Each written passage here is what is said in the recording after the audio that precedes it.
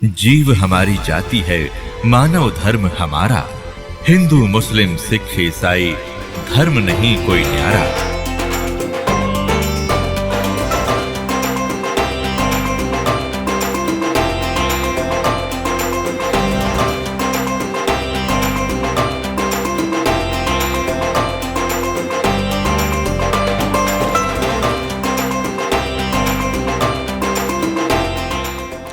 पुण्यात्माओं, गीता ज्ञान दाता अपनी सतिथि बताता है अर्जुन चौथे अध्याय के 5वें और 9वें श्लोक में, दूसरे अध्याय के 12वें श्लोक में, 10वें अध्याय के गीता जी के दूसरे श्लोक में कि अर्जुन तेरे और मेरे बहुत जन्म हो चुके हैं, तू नहीं जानता मैं जानता।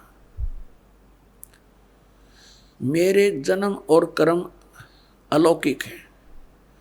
इससे सिद्ध हो गया कि गीता ज्ञान दाता तो स्वयं कह रहा मैं नासवान हूं, तो उस नासवान की भक्ति करके वो उस स्थान को कैसे प्राप्त कर सकता जहां जाने के बाद फिर लौटकर संसार में नहीं आते।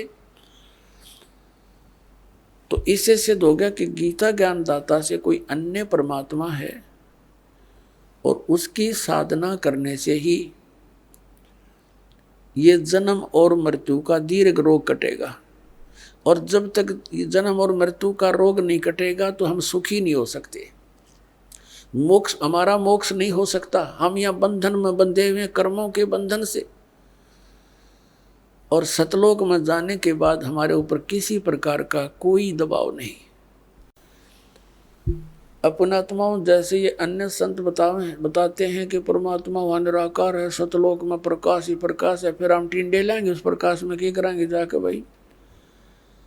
उसमें डूब कर मर जाएंगे। वहाँ कुछ एकाध शर फरानों का वो बूंद सी घूमती हैं प्रकाश में, महात्माएं वहाँ मौज मारती हैं। बूंदा ने के मौज हो बता, उस मछली घूमे आकर जल में धके खाती अंडे। वहाँ जैसी ये सृष्टि है एज इट इज है वहाँ पर, लेकिन उनका मटेरियल नाशवान नहीं है। शरीर जो है प्रत्येक नर नारी का अमर शरीर है, युवा शरीर है, कभी वृद्ध नहीं होते, कोई रोग नहीं, किसी चीज़ का अभाव नहीं। अब यहाँ क्या करते हैं हम, जिसके पास थोड़े से पैसे हो जाएं, बच्चों की हो जाएं छुट्टियाँ, फिर धक्के खान जाएंगे हम शिमला और कुल्लू और मनाली में सैर सपट्टे करने के लिए। और वहाँ कितने दिन रहेंगे? 5-4 दिन के बाद जेब खत्म हो जाए, फिर वापस वहीं आकर के सारा दिन उसी गर्मी में फिर रहना।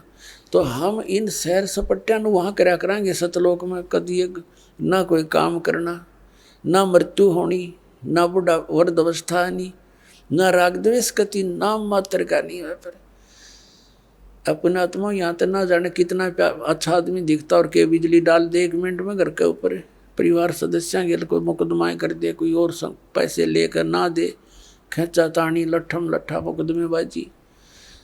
तो वहाँ ऐसा कुछ नहीं है। और पुण्यात्माओं, यहाँ देख लो आप, हम बूढ़े ना हो और मौत ना हो, चाहे हमारा कितना दुख आ जाओ, कोई प्रॉब्लम नहीं। हम तो क्यों कति आदत आदि बन गया इसके साथ खेचम खेचा रहने के, तो वहाँ तो कोई दुख भी नहीं, तो वहाँ की रुचि बनेगी आपकी। अब यहाँ तो डेथ होनी है, यह तो आप पल्ला गांठ मार लो, आप ना समझ में आओ तो भी तो होनी है, ये तो अंडरस्टूड है, सबने मालूम है। और फिर यहाँ जिस कोठी और बंगले और पुत्र और पुत्रियों को, इन कारों को आप अपना मान रहे हो, ये आपकी कहाँ है?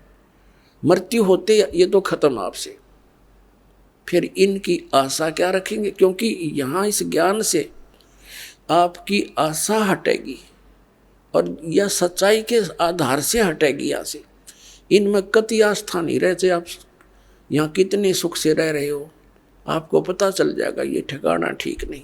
तो फिर हम क्यों ना रुचि, फिर यहाँ से आशा हटेगी तो वहाँ लगेगी।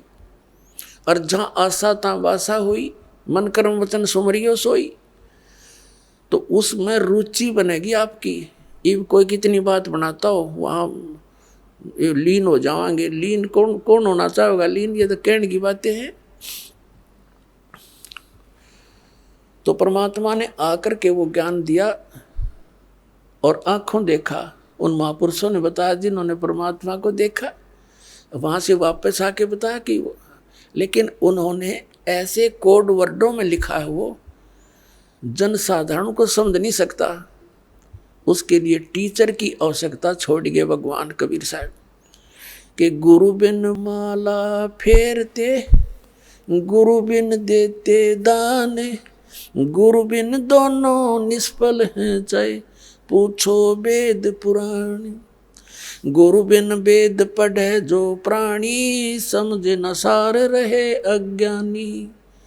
गुरु बिन काहू न पाया ज्ञाना, जो थो था बुस छड़े मूड किसाना।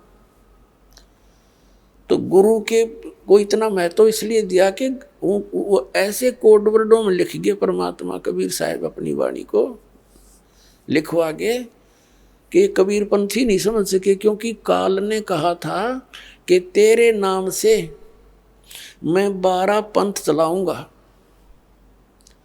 12 पंथ करूं मैं साजा, नाम तुम्हारा ले करूं आवाजा।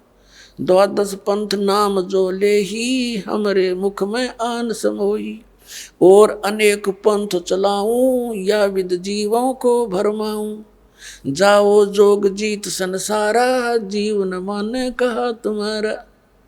जीव तुम्हारा कहा न माने, हमारी ओढ़ हो बाद बखाने। अब ये कबीर पंथी नहीं समझ सके परमात्मा की महिमा को, और कबीर सागर न पढ़ रहे, ये कबीर वाणी पढ़ रहे, न तो पीढ़ी की पीढ़ी चलेगी इनकी 1500 साल में, और ये कख नहीं समझ सके सतलोक और सतपुरुष के बारे में। इसलिए आदरणीय धर्मदास साहिब जी से परमात्मा ने कहा था, धर्मदास मेरी लाख दुहाई, ये मूल ज्ञान की तरह बाहर ना जाए। मूल ज्ञान बाहर जो पढ़ी, या बिचली पीढ़ी हंस नहीं तरही। तो इसलिए परमात्मा ने इस काल के साथ आंख में चौनी करके, और अब आपको शिक्षित बनाना पड़ा ना, ये विष आपको कतई नहीं खान दो भगवान। चौथा युग बीत गया था, ये विष हमारे निकट नहीं आने दिया है शिक्षा का, इतनी बेईमान बनाती है ये। लेकिन अब काल ने कहा था उनको इतना गिरा दूंगा, नकली पंथ अपने नाम से, तेरे नाम तो कबीर नाम से पंथ चलवा दूंगा हैं। और कबीर कबीर सदगुरु है, कबीर साहब हैं, हम कबीर पंथी हैं, गीत गाया करेंगे। उनके पास मंत्र वो है नहीं जिससे मोक्ष होगा, तो मेरे मुंह में फंसे रहेंगे। उन 12 उन पंथों में जो नाम लेगा वो मेरे ही मुख में रहेगा। अब परमात्मा ने दया करी, पुण्यात्माओं इस दास को भेज दिया अपना रिप्रेजेंटेटिव बना के, और वो बुद्धि दे दी उस दास को परमात्मा ने। कबीर जी ने अपने द्वारा लिखे हुए उन कोड वर्डों को अब इस दास के द्वारा सार्वजनिक करा रहा आपके सामने।